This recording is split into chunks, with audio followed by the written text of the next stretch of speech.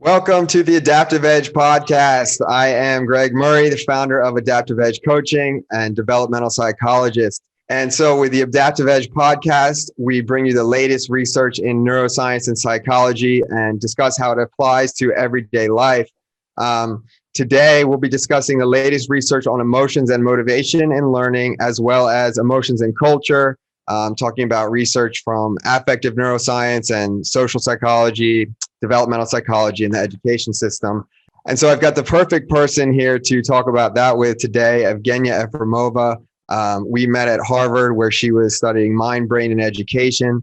So she brings in the neuroscience side big time. And I was, of course, studying the developmental psychology path there. So she's now a researcher in motivation and learning at the Brain Lab of Ural Federal University. That's in Russia. And she's academic director at the Global Ambassador International Education. So I'm really excited to chat with you today, Evgeniya, but why don't you give us a bit about your background and what brings you into this field of study? Hi, Greg. Hi, everyone. It's good to be with you.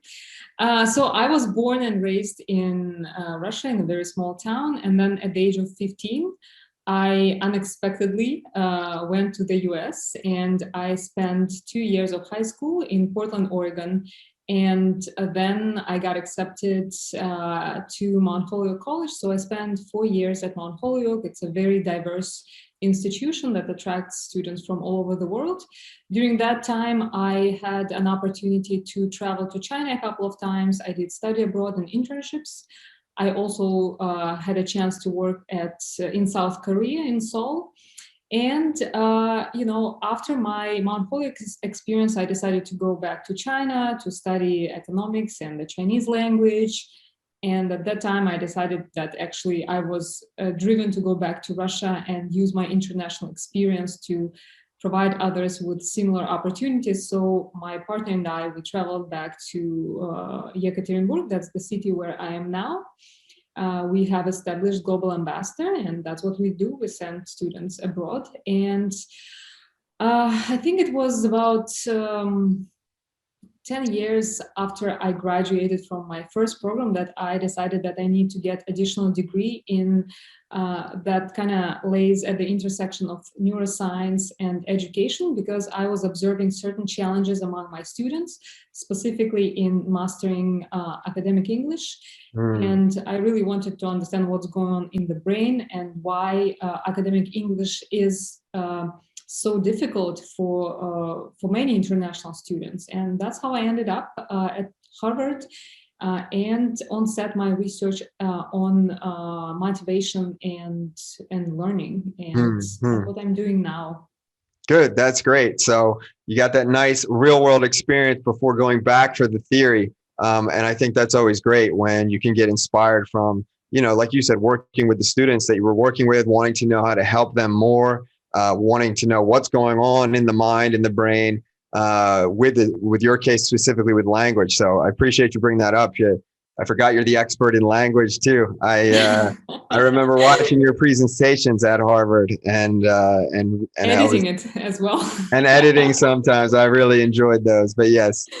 Yeah, so that's great. And I'm really excited to talk about all of these things with you from theory, and then of course how it can apply to our life every day, not only for those of us who have kids or might be in school right now, but just learning we do it throughout our life. So learning, growth, and change, and the emotional components and the motivation involved happens at work. It happens in your personal life too. So really pumped to talk. Why don't we start off by talking about, emotions and learning, affective neuroscience, and this angle. And you and I have discussed, this in depth. And Mary Helen Imordino Yang, we saw her speak in Miami. She's brilliant.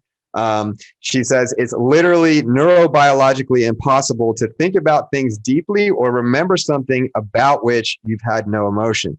So I love this quote by her. And she's, Stanford top of the game, educational neuroscientist, basically, and just really highlighting the importance of emotion in learning.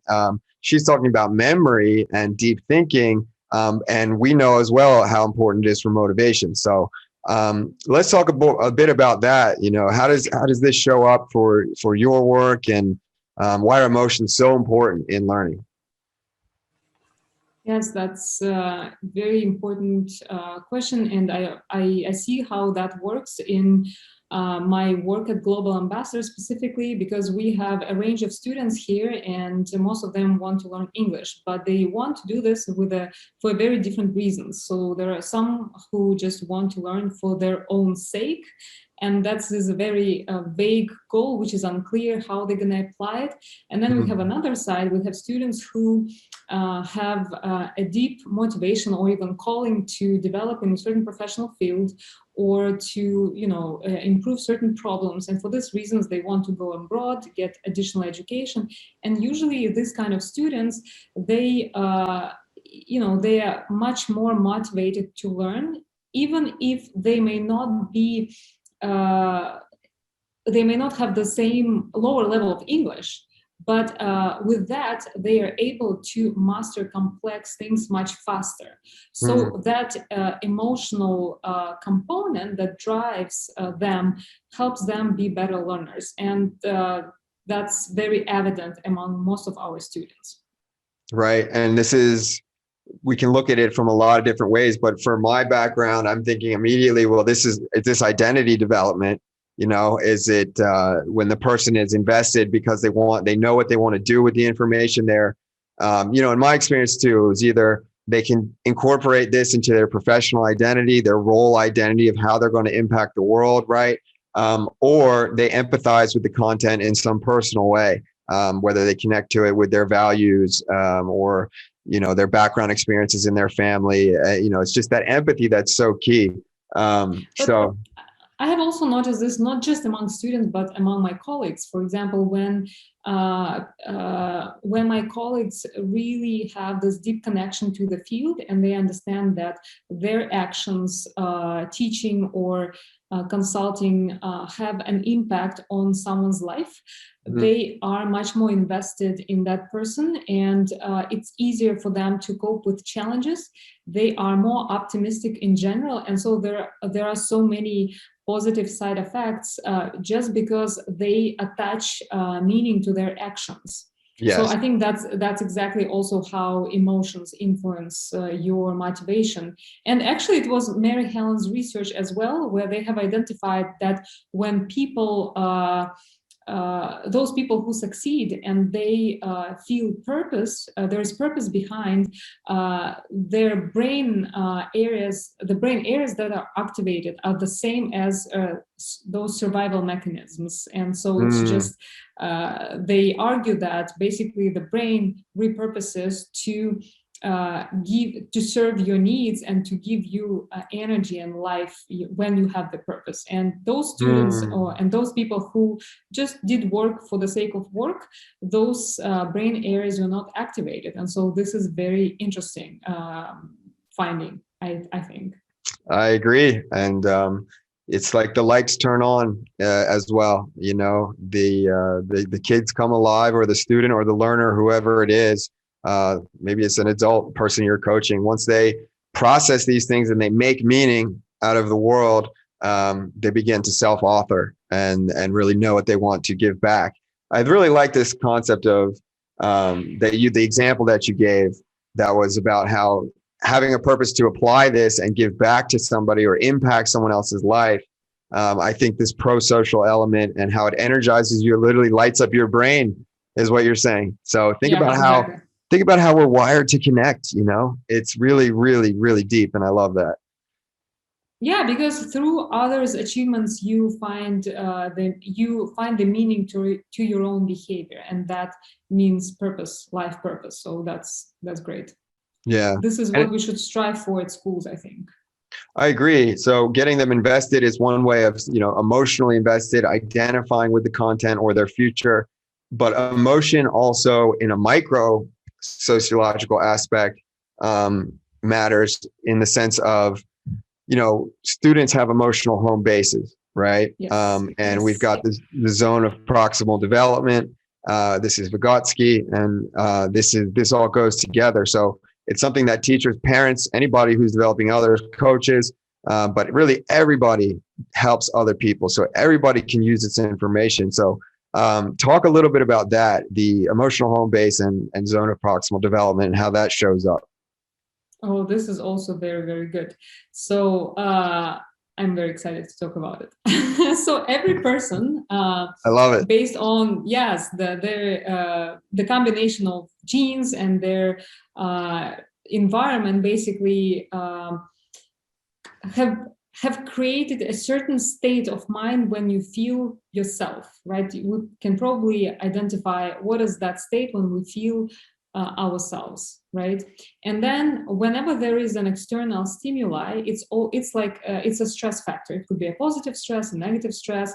So any kind of stress factor stimuli moves you out, so you react, and it moves you out of your home base. So you get excited, you get depressed, and things like this. And so for each individual, home base is different, and also how far away you go from the home base is also very different, even if the stimuli is the same.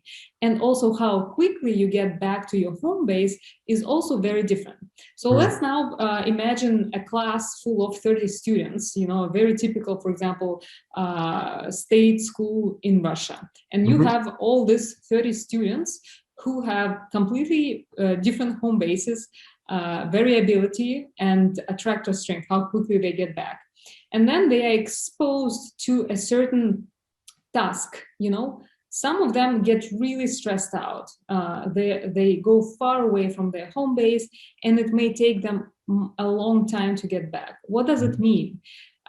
We have to understand that whenever we experience stress, right, our prefrontal cortex that is involved in functions that we use for learning, such as decision making, planning, evaluation, assessment, basically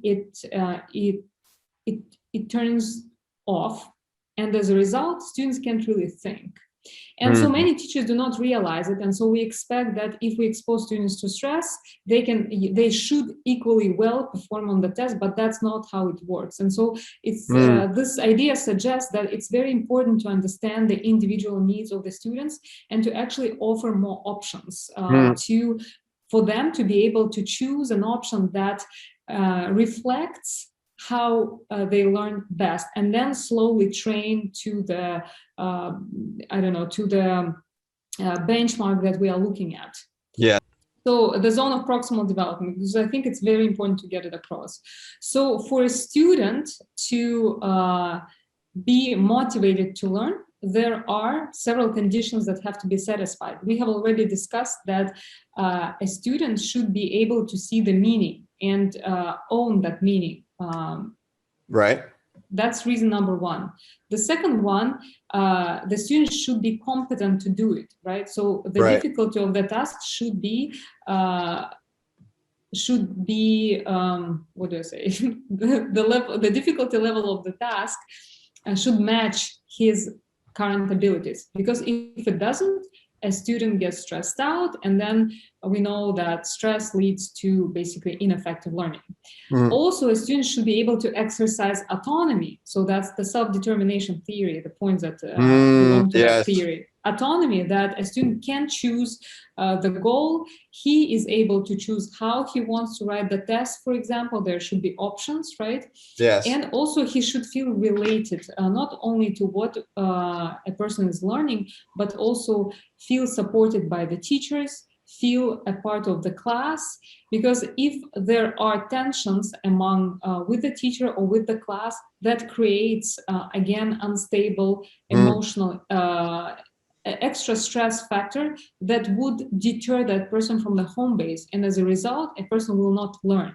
Yes. He may know the material perfectly, but that little fact could actually ruin the whole motivation for learning. So when kids or adults or colleagues are not motivated, it's important to check each of the factors and see what is missing, and then you can work from there.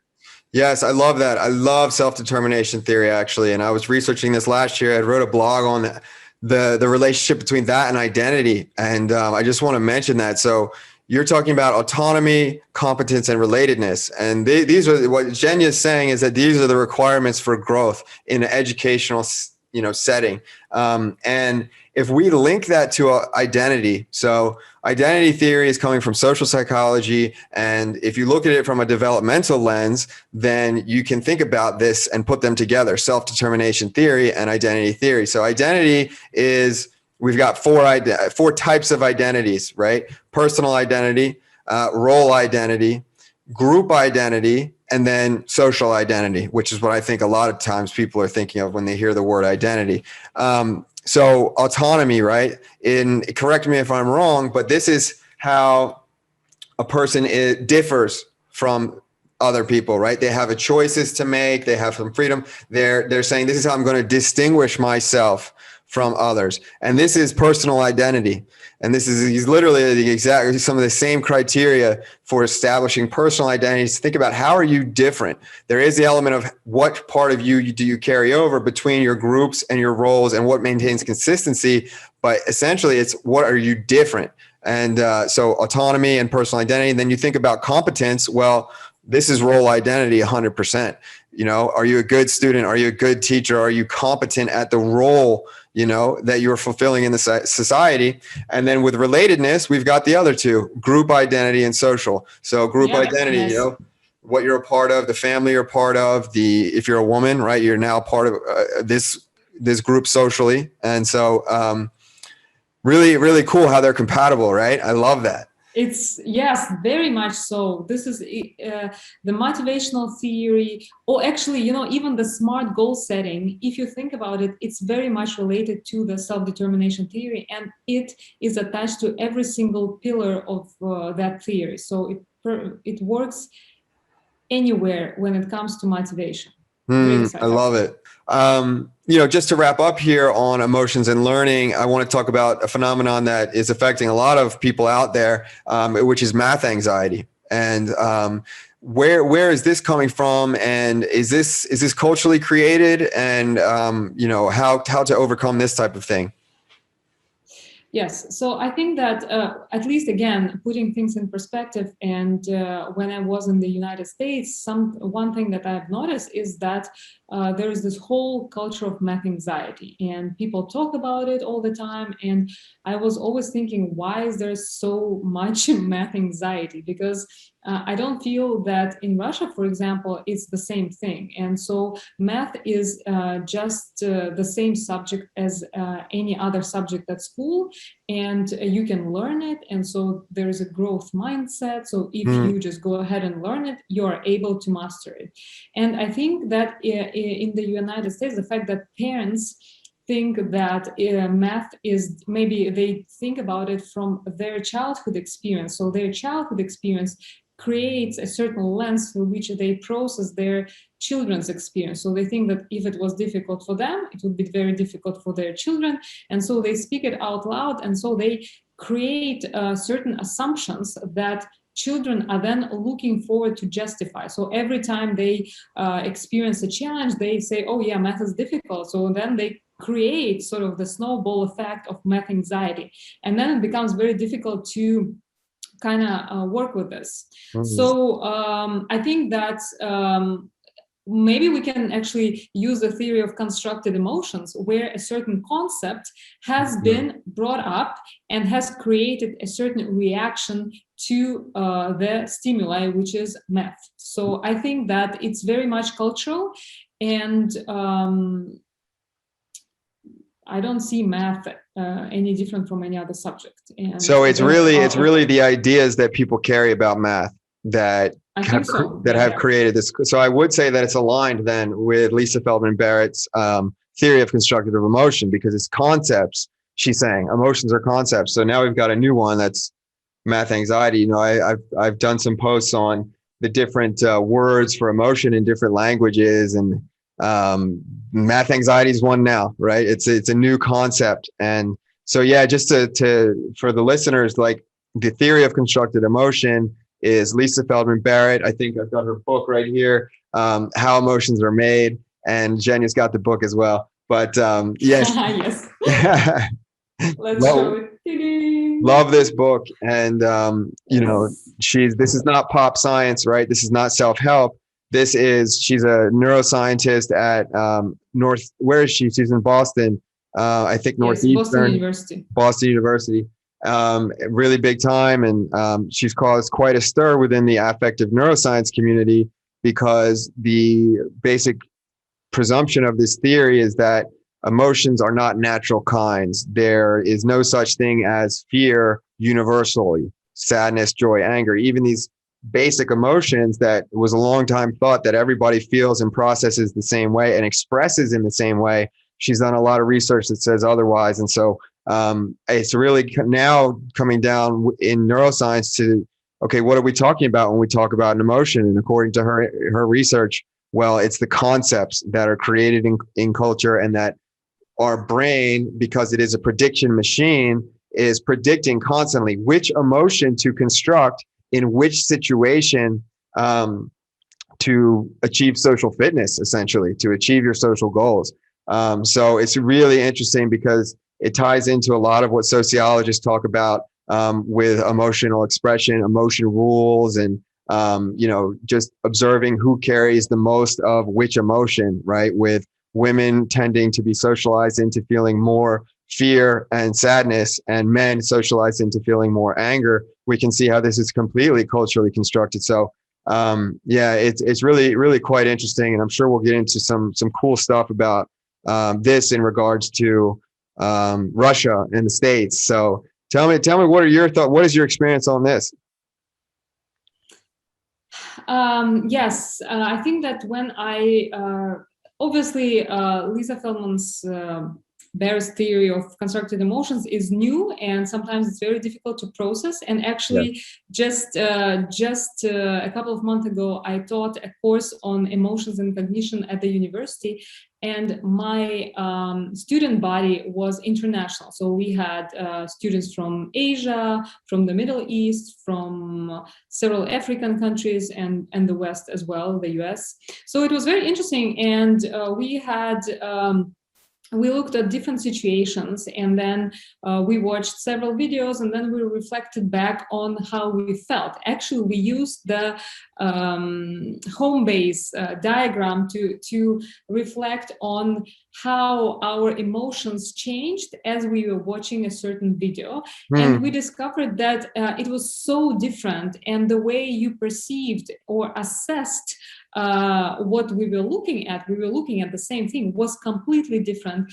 And that difference was driven by our experiences and by cultural characteristics that are inherent to our identities. So yes, and actually doing this exercise in an international multicultural group is excellent, because you can see this right away. And we actually also discussed how biases, such as implicit biases, could be a result of constructed emotions, that we certain situations we assess based on what we were told about them, right? So there have been certain emotions are sort of concepts, right? They are concepts that are attached to feelings. And so when we recognize that concept, we drive that feeling. And so it was very interesting to also connect this theory to implicit biases and to some of the stereotypes that are so prevalent, especially cross-culturally. Yes. And for this reason, it's so difficult to break it. Because the culture goes so deep and people don't even realize it, right? Yes, because they become automatized. They become so much automatized that you don't even assess it until you start learning about this theory and kind of deconstructing, what has been just happened. Yes, yeah, it's really good. And I think that they're doing a lot of this in businesses. I wish they would do it more in schools, but bias training, you have to do more than that. You have to definitely, teach what is bias and why is this happening, but you really have to go deeper into identity and analyze people's identity, or have them do it and show them what's the link to emotion. It's proven that results show that bias training does not work. You cannot just take 2 days of a year and learn about your biases. You need to have coaching. You need to have constructive development to go with that type of thing. So it's the identity work is pretty necessary. I mean, we need to do it as a nation. in the States. That's for sure. A lot of Yes, this that's a going on part. in Russia. Yeah, that's a part of emotional intelligence. I think that there's emotional intelligence is such a big word, so everyone wants to be emotionally intelligent, but we don't necessarily realize what it takes to be emotionally intelligent. And to be emotionally intelligent, you have to recognize not only your own emotions, but you have to be able to recognize and be able to be open to how a different person might feel, and that the feeling that you predict is actually not necessarily the feeling that they have, because again, it's tied back to culture. And so this whole concept of emotional intelligence requires a lot of intense communication where you are constantly aware, and you so it requires questioning and listening as opposed to predicting and assuming. Definitely more perceiving. So what I, with my lens, what you're saying is listen more, and it's more about perceiving than judging. And I'm always saying that you can't do both at the same time. Well, to perceive, of course, you need to judge what to perceive and what to listen to. So that inherently is a judgment. But to pass value judgments, or to think about what you're going to respond and say, so what you're saying is to listen better. This would be, try to get more perceiving instead of judgment. And certain people have their tendencies in this area. This is one of the Myers-Briggs. This is the last column of the big four, is perceiving versus judging. So it's a personality thing, apparently, although I'm not really big in personality. I don't really believe in that. But I think that also not judging, but when you talk to people, if you look for cause-effect relationships, so if a certain belief isn't a fact, then my job or my intention is to understand what's the cause of it. And when actually I ask questions about the cause, that person may realize that there is no answer, so there is no cause, and then that person may actually question what he believes. So that's a great way to also question our own beliefs without being rude or without offending anyone. Yeah. And I think a lot of times people will cling to their beliefs and not want to deconstruct their reality, because this is maybe very scary, and it brings up existential anxiety and angst. And okay, if this is right, if I believe this, if I believe this and I felt it so strongly, and now I'm being challenged to think that this is not true. The feeling that I had was so strong. You tell me that that is not true. Well, what else is being constructed here? And well, obviously the answer is everything, and people do not like to think about that. So I agree. Yeah. Well, then you just leave a person alone and let them think. There is no point to prove anything to anyone, So well, unless they're harming someone, of course. But yeah. Unless yes. Yeah. Obviously. Yeah, but this concept of emotion concepts is going to change things greatly, and I hope that it improves medicine, to be honest. And I know I've talked about this before, that I really hope that distinguishing between emotion, which is tied to culture, and things like nervous system reactivity, right? If you're scared of something in your environment, if you see a bear or a snake or whatever, this is something that we should not call fear, according to Lisa Feldman Barrett. And similar to people who have experienced trauma and they get high reactivity, it's important for them and clinicians and educators and coaches too, to understand that there's a physical basis to this. This is not emotionally driven in the sense of like, this person's not having social anxiety. Essentially, it's something much different. So the discussion of it around it needs to be different. Yes, because there are also hormonal changes, right? Not just so if a person has been under stress for a long time, acute stress. So adrenaline, there are obviously changes on hormonal level, and the person obviously cannot control their reactions to certain stimuli. So it goes so deep and it's so convoluted, but it's important to at least start to understand that it's much more complex.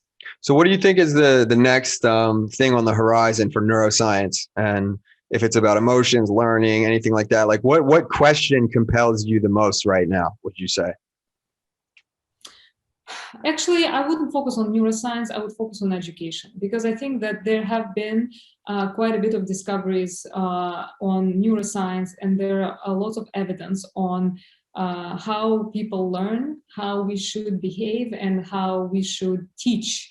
And for example, in my country, especially within the state, where the state system of education prevails, with lots of requirements, restrictions, it's so difficult to implement this. And so my main concern is, how do we make these changes so that our children benefit and they grow as confident people, as opposed to having educational system hurt them. Right. Yeah. So that's my main concern. I want to work on that and help children realize their potential and discover who they are. That's great. I love it. Well, I think that we've spent a lot of research in neuroscience, and I would totally be as supportive of talking more about social issues, and education being one of them. I think that a lot of times neuroscience does help us, but I think we've done so much to the point where, especially within the clinical, field of psychology and psychiatry, trying to figure out what is causing some mental disorders, mental illnesses, are there biological bases? They've spent a lot of money researching this and come up with nothing. In about 40 years, I want to say they spent $20 billion. I'd have to check that. But it's a lot of money they spent researching, and this involves neuroscience. And it's turning out that the mind is, the brain is involved in a big way, but we need to have a new concept of what the mind is and where the mind is, because they're not finding anything in these researches. One thing that I'm really interested is because, for example, what I'm talking about, changes in education, are so much tied to changing behavior of adults to begin with. Yes. So and it's difficult. So we know that with age, brain plasticity declines, executive functions decline, it becomes much more difficult, and the processes are so automatized that even if we're gonna share with some of the teachers certain ways, it doesn't mean that they will go and apply this, right? And so I want to know, and I would want to discover some of the effective interventions that would help change behavior of adults and change behavior of parents, because parents, same thing, they learn they read books, they become educated, but then they come home and they behave in the same way to their children because of the automaticity of behavior. Yeah. And so this is what I'm concerned with. I think that if we are able to discover how to teach adults in a way that it changes behavior, we can help our children be better off. Absolutely. 100%. I would love that. So another thing with emotion and learning and communication that varies a lot cross-culturally is direct negative feedback. And, some cultures are more direct than others anyways, but when it comes to negative feedback, there's a special dimension of measurement within the communication, especially cross-culturally, that varies. So like we've got America, which is a very low context culture, nation, that we speak low context, we get to the point, we don't veil things, they don't have hidden meanings until it comes to negative feedback. And then it's very much, we're on the other side, we're very indirect. So we talk about uncertainty and the emotions that brings. And it's a very interesting thing to think about when it comes to this. So what's it like for, what's your experience been like, being a teacher and a leader in both cultures?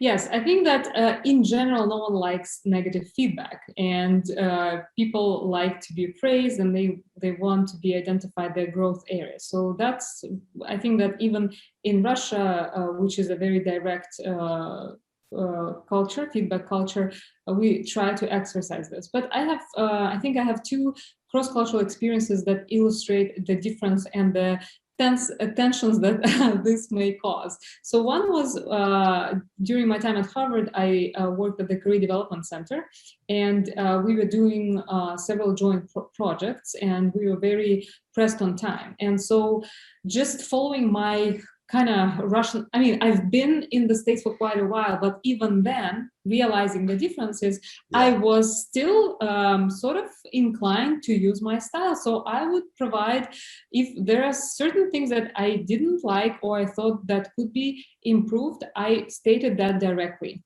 And I think sometimes my colleagues were a little bit shocked. And one day, the head of my supervisor, she said that I probably shouldn't be that direct because people are kind of shocked.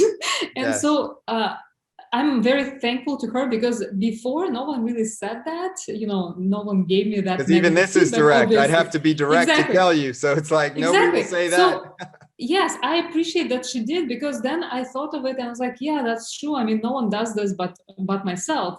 And so it was very, 8 years later, I discovered that difference.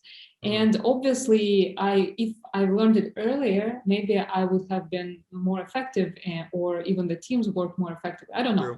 Yeah. And so the other case was in China. So again, we were a multicultural team. There were a couple of Swiss colleagues and also a person from China. And so we were publishing a book, and our Chinese colleague was responsible for data and building graphs. And so when he submitted his part, there were no citations. And when we saw this, obviously in the book you have to cite sources, we asked, so why aren't there sources? And that was a very direct question. It wasn't the negative feedback, just the direct question. And he replied that, actually in China, all information is public, and so we don't really need to cite anything.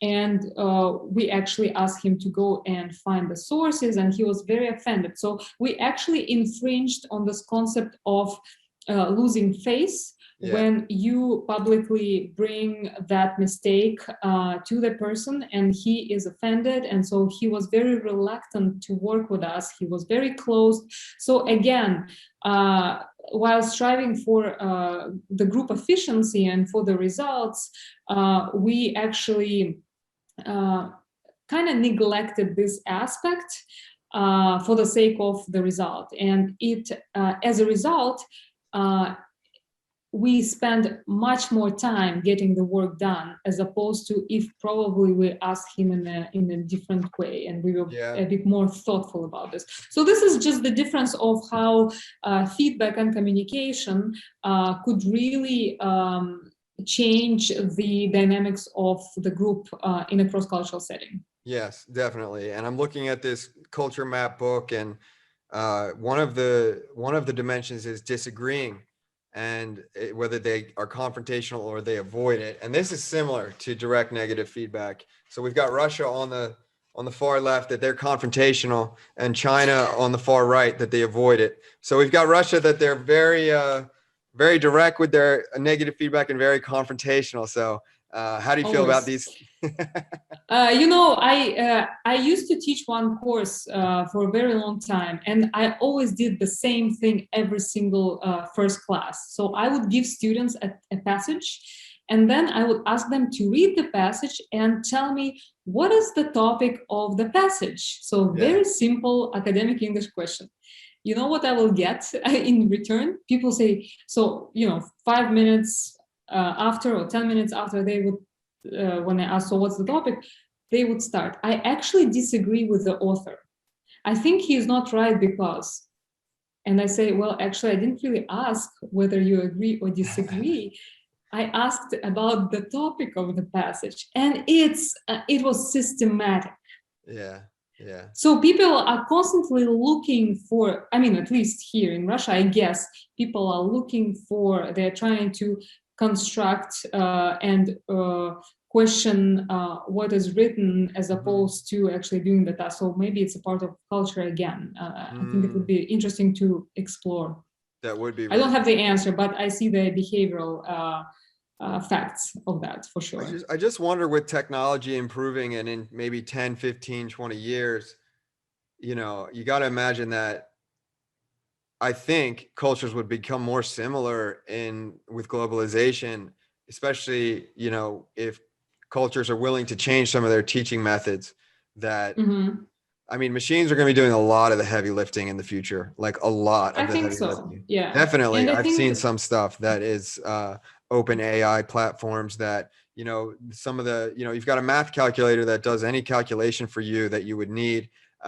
It's basically going to be like that, but for the humanities. You can just ask a question and it can write a blog for you, or it's like really nuts what this stuff is capable of. So yeah, it's, yeah. I think we'll be more similar in a lot of ways than different, but all right. So always love speaking with you about these awesome topics ever since Harvard. And, you know, really glad that we're staying in touch and we can continue to learn from each other on these topics that we're passionate about: emotion, education, neuroscience, psychology. So thank you so much. Tell It was us, a pleasure, Greg. Thank you for inviting. I'm thrilled to be with you guys. and where can we find you online? How can we get in touch with you? You may find me on Facebook. That's the easiest way. So Okay. search Evgeniya Efremova and you can recognize me by my picture. All right. Sounds good. Well, I hope that if anybody does have a question, they contact you there. And thanks again. We'll talk soon. Thank you so much.